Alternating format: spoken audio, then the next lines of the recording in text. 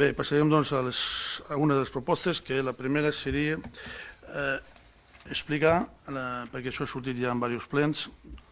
la relació o els passos que ha hagut entre el Consell Comarcal del Segrià i, en aquest cas, l'Ajuntament referent al museu. Com és un tema que ja se'n va parlar en l'últim ple, nosaltres creiem que és potser el moment oportú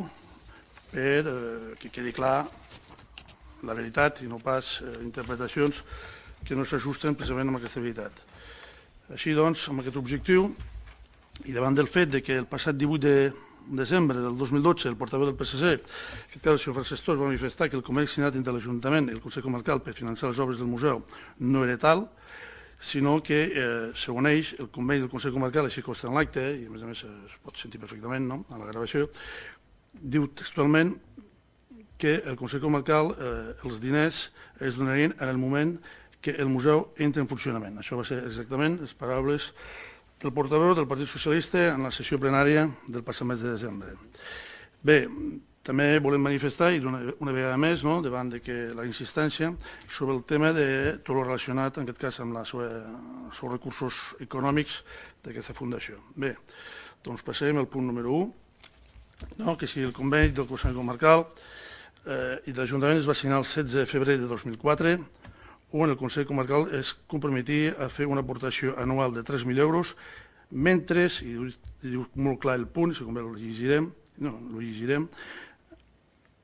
una aportació anual de 3.000 euros mentre durin les obres i 6.000 en el moment de la constitució de la Fundació. Bé, conveni, senyor secretari, que l'Ajuntament ha firmat, diu el Consell Comarcal es compromet a aportar durant l'exercici 2004 i anys successius mentre no es denunciï el contrari la quantitat de 3.000 euros en concepte de donació pel finançament de les obres esmentades. Per tant, i un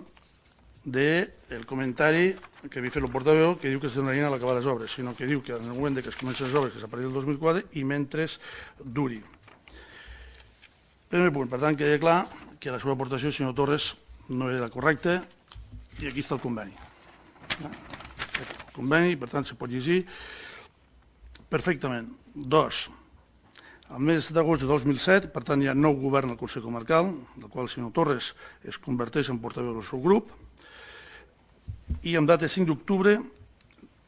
de 2007 ja fem arribar al nou president del Consell Comarcal, en aquest cas el senyor Ricard Pons, les explicacions de com funciona la Fundació i també tot el seu procediment. Per tant, aquesta carta és datada el 5 d'octubre de 2007 i l'adjuntem com a document 1, senyor secretari. Aquí està la carta en registre, enviada, en aquest cas, al Consell Comarcal. Passem al punt número 2, número 4, sí. Data 21 de novembre de 2007, es convoca el Consell Comarcal a la primera reunió, en aquest cas, del patronat de la Fundació per debatre l'estat de comptes, la situació del pressupost i els ingressos i despeses que tindríem el 2007 i en aquest cas ja els ingressos i despeses del 2008. Per tant, s'informa i per tant els comptes no s'amaguen i en aquesta reunió assisteix en delegació, en aquest cas el president del Consell Comarcal, el conseller Ramon Fargues, que ve com he dit en representació del Consell Comarcal, el qual demana en el torn de paraules, en l'últim punt, una còpia, que també ho demana el senyor Sabater, que és diputat provincial, que també formava part de la diputació en què segueix formant part, en aquest cas de la Fundació, còpia de l'expedient de la Fundació. Bé, en data 7 de desembre, si els fa arribar l'expedient tant al diputat com en aquest cas al conseller comarcal perquè pugui fer entrega d'aquesta documentació. Aquí està, senyor secretari, si el document 2, que també ajuntaríem, en el qual també podem veure el registre d'entrada del Consell Comarcal. Bé, passem al punt número 5, que seria en aquest cas de data 7 de desembre de 2007, que se li reclama en aquest cas al president del Consell Comarcal que d'acord amb el conveni i la llei de fundacions que hauria de designar un representant al patronat de la Fundació. Bé, aquí tenim la carta, però malauradament tenim un silenci absolut per part de l'institució comarcal que hi ha ni tan sols allò que, com diríem, allò de per educació contestat, no? Penso que m'he sentit abans, ni tan sols contesten en aquest cas amb aquesta proposta. Recordo, senyor Torres, que vostè era el portaveu d'aquella institució en aquell moment. Bé, en data 25 de febrer de 2008, és a dir, ja havia passat ja uns quants mesos des de la constitució, en aquest cas del nou govern del Consell Comarcal, s'envia una nova carta en la qual se li recorda les anteriors i ja se li recorda al Consell Comarcal que deu, d'acord amb el conveni, els 3.000 euros de l'any 2007 i també els 2.000 euros de l'entrant del 2008, amb el qual el deute de la institució comarcal envers l'Ajuntament d'Almacelles ja puja 6.000 euros. Bé, senyor secretari,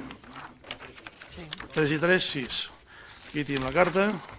i aquí tenim la curs de rumb de correus amb la seva entrega a l'institució comarcal.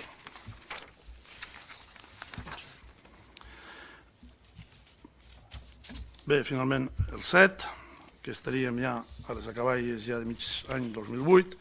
amb data 10 de juny, es torna a convocar en aquest cas,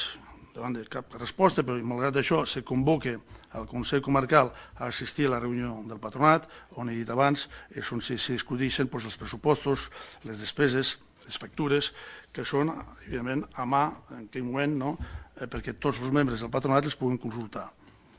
Cap resposta i no assisteixen, en aquest cas, a la convocatòria feta.